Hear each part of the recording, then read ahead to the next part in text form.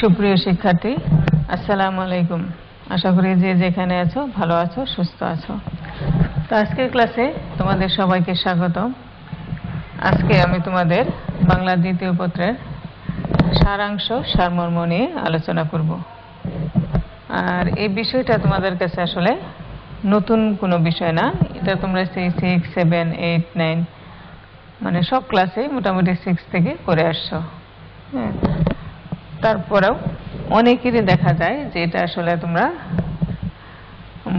মানে সঠিকভাবে লেখার ক্ষেত্রে সতর্ক থাকো না। হ্যাঁ, অনেকেই যা আছে অর্থাৎ মূল অনুচ্ছেদে যা থাকে বা রচনাংশে যা থাকে সেটাই ছোট করে লিখে রাখো, আসলে তা না।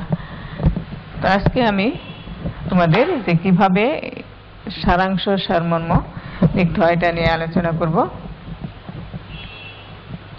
আজকের পাঠ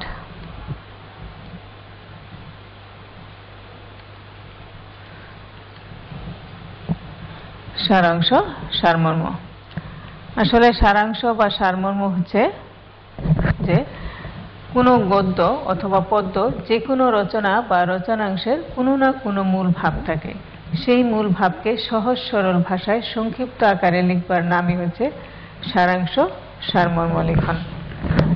হ্যাঁ, সাধারণত দেখা যায় যে গদ্য বা পদ্যের একটা অন্তর্নিহিত মূল ভাব থাকে, আর সেই মূল ভাবটাকে লেখাই হচ্ছে সারাংশ বা সারমর্ম।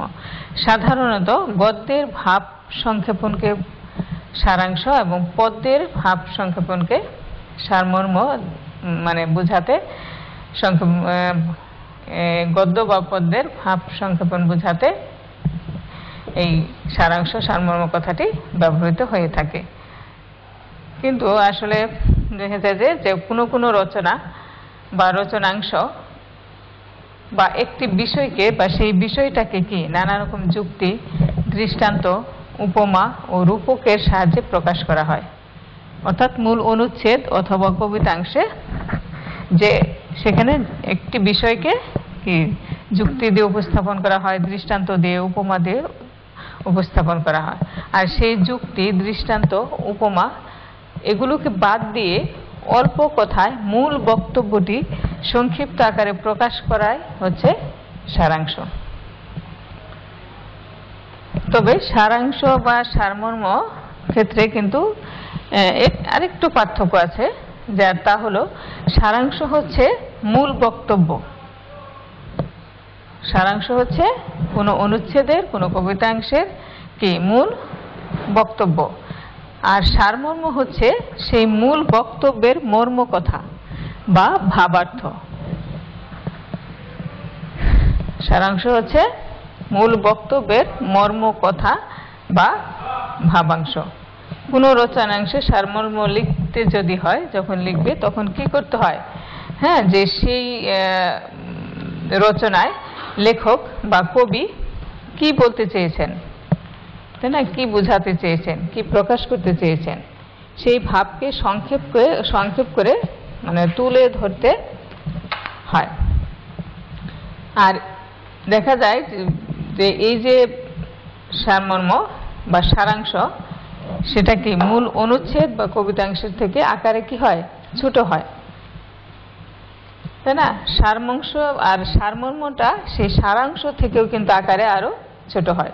অর্থাৎ সারমর্মকে মর্মার্থ বা ভাবার্থ বলা হয়। বিশেষ কোনো কবিতা বা কবিতাংশের মূল ভাব নির্ণয় করতে হলে কি সহজ সুন্দর ভাষায় সংক্ষিপ্ত আকারে প্রকাশ করা হয়, আর তাই হচ্ছে সারমর্ম। তবে এই যে সারাংশ সারমর্ম, তাই না, এগুলো আর মানে লেখার ক্ষেত্রে কিন্তু একটা কিছু কৌশল আছে। সারাংশ সারমর্ম লেখার ক্ষেত্রে এই কৌশলগুলো অর্থাৎ এই দিক নির্দেশনাগুলো, হ্যাঁ, যদি আমরা একটু চিন্তা করি বা পড়ি তাহলে কিন্তু এটা সুন্দর এবং সহজভাবে লেখা যায়।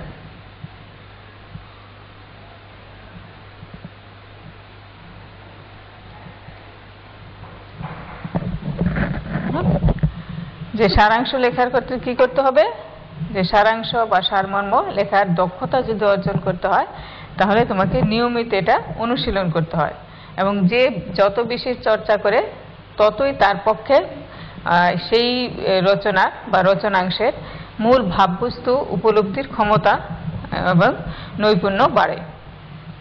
হ্যাঁ, তবে এটা লেখার ক্ষেত্রে কয়েকটি দিক বিশেষ বিবেচনায় তোমাদের রাখা দরকার। একটা হচ্ছে এটা পাঠ করা বা পঠন।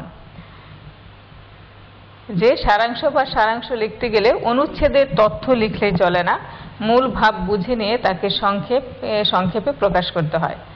তাই প্রথমে মূল ভাব বোঝার জন্য রচনাটি ভালোভাবে মনোযোগ দিয়ে পড়তে হবে, অর্থাৎ সারাংশ লেখবার পূর্বে প্রদত্ত অংশটি খুব মনোযোগ দিয়ে বারবার মূল বক্তব্যটি খুঁজে বের করার চেষ্টা করতে হবে, এবং প্রদত্ত অংশের মধ্যে যে দৃষ্টান্ত, উপমা, অলংকার এগুলো যদি থাকে সেগুলোকে বাদ দিয়ে শুধু মূল অংশটিকে খুঁজে বের করে প্রকাশ করতে হবে। মূল ভাব অনুসন্ধান এবং গুরুত্বপূর্ণ অংশ চিহ্নিতকরণ। সাধারণত একটি মূল ভাব বা বক্তব্য থাকে একটা রচনাংশে, মানে একটা অনুচ্ছেদে। কখনো কখনো একাধিক মূল ভাব বা বক্তব্য থাকতে পারে। তা উপলব্ধি করতে পারলে কি হয়, সারাংশ বা সারমর্ম লেখা সহজ হয়। মূল ভাব খুঁজে নেওয়ার জন্য একটা ভালো উপায় হচ্ছে যেসব বাক্য বা বাক্যাংশ মূল ভাবের দ্যোতক বলে মনে হয় সেগুলোকে চিহ্নিত করা। ঠিক আছে।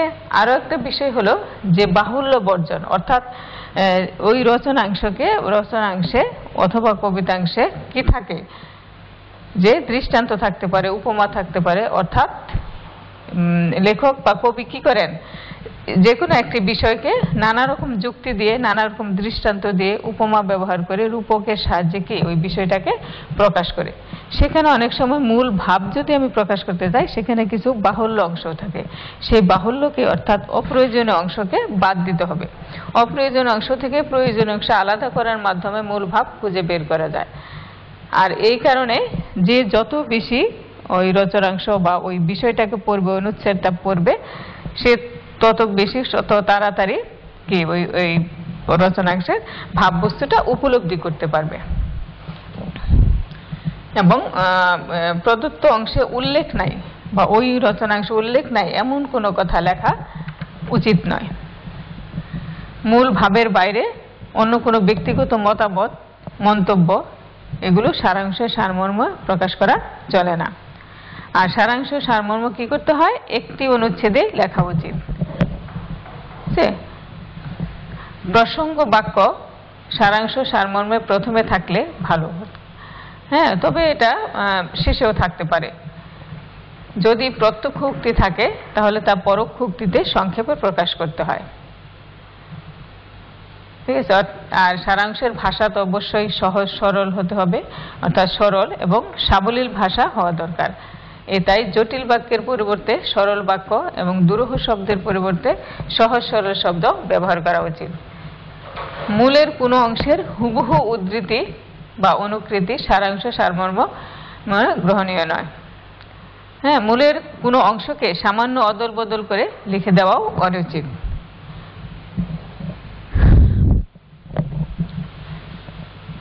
আর পরিসরটা কেমন হবে, এর আকৃতিটা কেমন হওয়া উচিত। মূলত সারাংশ সারমর্ম কত বড় বা ছোট হবে তা নির্ভর করে প্রদত্ত অংশে বর্ণিত বিষয়ের গুরুত্ব এবং গভীরতার উপর। প্রদত্ত রচনার ভাববস্তু সুসংহত এবং নিরেটভাবে প্রকাশিত হলে তা সংক্ষেপ করা কঠিন হয়ে দাঁড়ায়। হ্যাঁ, তবে কি সারাংশ সারমর্ম মূলের সমান হতে পারে, অর্ধেকও হতে পারে, বা 1/3 বা তার কমও হতে পারে। অর্থাৎ মর্মর কথা বা মর্মার্থ মূল বক্তব্য প্রকাশ করতে হলে যতটুকুই সংক্ষেপে প্রকাশ করা যায় কি ততটুকুই করা উচিত। এখানে একেবারে কি বাহুল্য কথা বা একই কথা বারবার পুনরাবৃত্তি করা যায় না। ঠিক আছে। আর সবচেয়ে ভালো হয় কি একটা খসড়া করা। প্রথমেই অনুচ্ছেদটা পড়ে বা কবিতাংশটা পড়ে কি করতে হবে, মূল রচনার ভাবটুকুর আলোকে একটি প্রাথমিক ভাবে একটি করে নিতে হবে, এবং তারপর নিজে পড়ে দেখতে হবে। তারপর আবারও প্রয়োজন মতো এটা পরিমার্জনা করে পুনর্লিখন করে নিলে ভালো হয় লেখা। তো শিক্ষার্থীবৃন্দ, এই যে কতগুলো কৌশল, তো এগুলো মেনে নিয়ে, এগুলো বিবেচনায় রেখে যখন তুমি একটি সারাংশ সারমর্ম লিখবে, তখন কিন্তু এটা কি সঠিক হবে। হ্যাঁ, অনেকে দেখা যায় যে একটা সারাংশ লিখতে গিয়ে কি করো, হ্যাঁ 1-1.5 পৃষ্ঠা লিখে ফেলো, ঠিক আছে। অর্থাৎ অনুচ্ছেদে যা থাকে, রচনাংশে তা থাকে, সেটাই শুধু একটু ছোট করে লিখে দাও। আসলে এটা ঠিক না। সারাংশ হচ্ছে মূল বক্তব্য খুঁজে বের করা, আর সারমর্ম হচ্ছে সেই মূল বক্তব্যের মর্ম কথা, অর্থাৎ ওই বিষয়টাতে কি ভাবার্থ প্রকাশ পেয়েছে, কি মূল ভাব প্রকাশ পেয়েছে, সেটাই হচ্ছে সারমর্ম। তো চলো আমরা দেখি দু একটা নমুনা অনুচ্ছেদের। তোমাদের কাছে কি নিশ্চয় বই রয়েছে?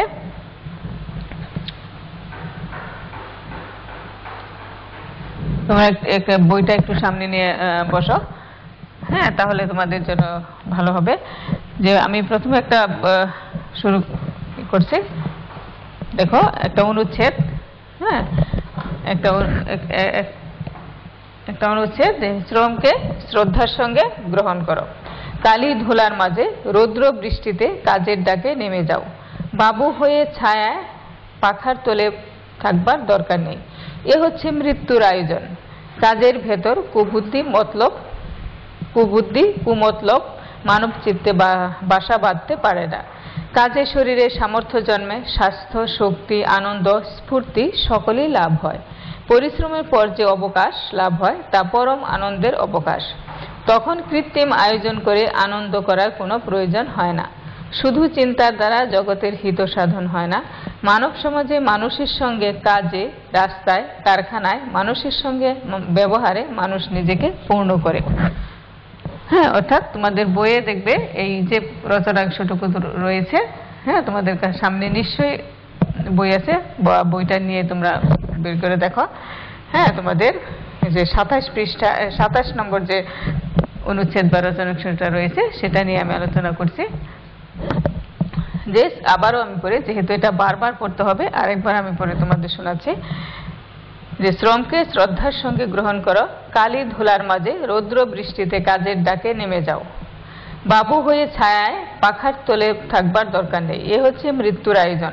কাজের ভেতর কুবুদ্ধি কুমতলব মানব চিত্তে বাসা বাঁধতে পারে না। কাজে শরীরে সামর্থ্য জন্মে, স্বাস্থ্য, শক্তি, আনন্দ, স্ফূর্তি সকলেই লাভ হয়। পরিশ্রমের পর যে অবকাশ লাভ হয় তা পরম আনন্দের অবকাশ। তাই কৃত্রিম আয়োজন করে আনন্দ লাভ করার প্রয়োজন হয় না। শুধু চিন্তার দ্বারা জগতের হিত সাধন হয় না। মানব সমাজে মানুষের সঙ্গে কাজে, রাস্তায়, কারখানায় মানুষের সঙ্গে ব্যবহারে মানুষ নিজেকে পূর্ণ করে। অর্থাৎ এখানে কি বলা হয়েছে? কাজের কথা বলা হয়েছে। আমরা একটা কথাই আছে যে অলস মস্তিষ্ক শয়তানের কারখানা। অর্থাৎ কর্মহীন জীবন মানুষকে কোনো সাফল্য দিতে পারে না, কোনো আনন্দ দিতে পারে না। তাই অর্থাৎ এখানে পরিশ্রমের মধ্য দিয়ে যে সফলতা, এবং এই পরিশ্রমের মধ্য দিয়ে মানুষ কি হতে পারে? একজন পূর্ণাঙ্গ মানুষ হতে পারে। ঠিক আছে, এইখানে কি তোমাকে মূল ভাবটা, মূল বক্তব্যটা খুঁজে বের করতে হবে। অর্থাৎ কাজ না করলে কি হয়? কুবুদ্ধি কুমতলব মানব চিত্তে বাসা বাঁধতে পারে না যদি তুমি কাজ করো। তাহলে চলো দেখি আমরা এই যে এর মূল বক্তব্যটা কি, অর্থাৎ সারাংশটা কি হবে। হ্যাঁ, দেখো, কর্মহীন জীবন মানুষকে নির্জীব এবং হীন প্রবৃত্তি সম্পন্ন করে তোলে। বস্তুত পরিশ্রমের মাধ্যমে মানুষ পায় স্বাস্থ্যময় জীবন, পরিচ্ছন্ন মন, হয়ে ওঠে পূর্ণাঙ্গ মানুষ। কর্মসূত্রে মানুষ সৌজন্য শেখে, লাভ করে কাজের ও অবকাশের আনন্দ, অবদান রাখে জগতের কল্যাণে। এরপর আমরা আরো একটি অনুচ্ছেদ দেখে দেখো, জাতি সুযোগ বাইরের ঐশ্বর্য সম্ভার কে দালান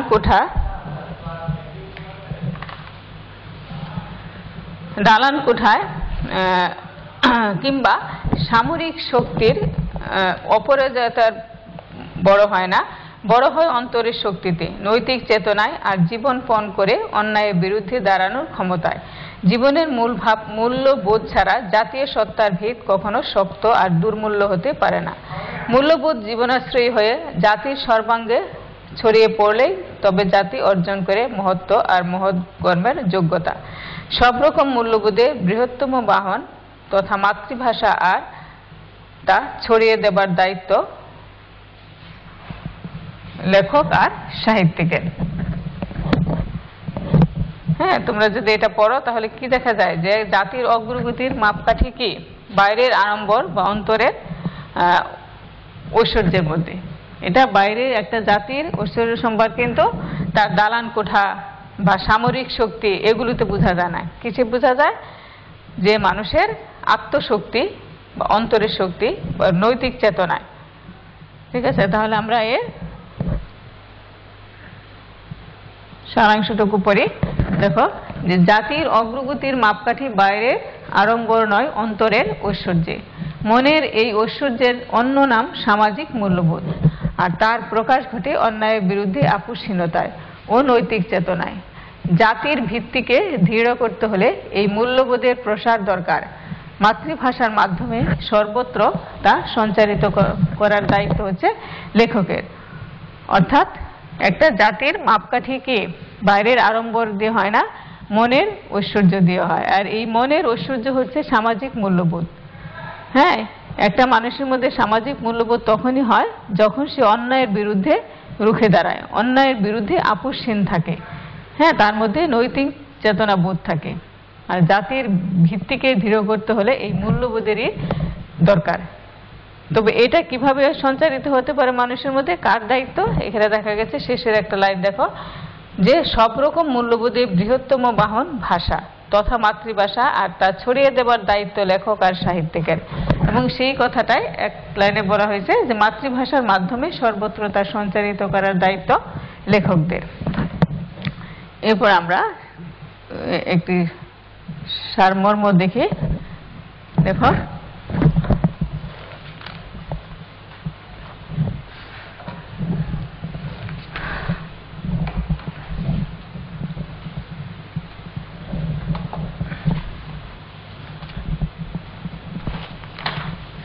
দেখো, শৈশবে সদুপদেশ যাহার না রোচে, জীবনে তাহার কভু মূর্খতা না গুছে। চৈত্র মাসে চাষ দিয়া না বুনে বৈশাখে, কবে সেই হৈমন্তিক ধান পেয়ে থাকে। সময় ছাড়িয়া দেয়া করে পণ্ডশ্রম, ফল চাহে সেও অতি নির্বোধ অধম।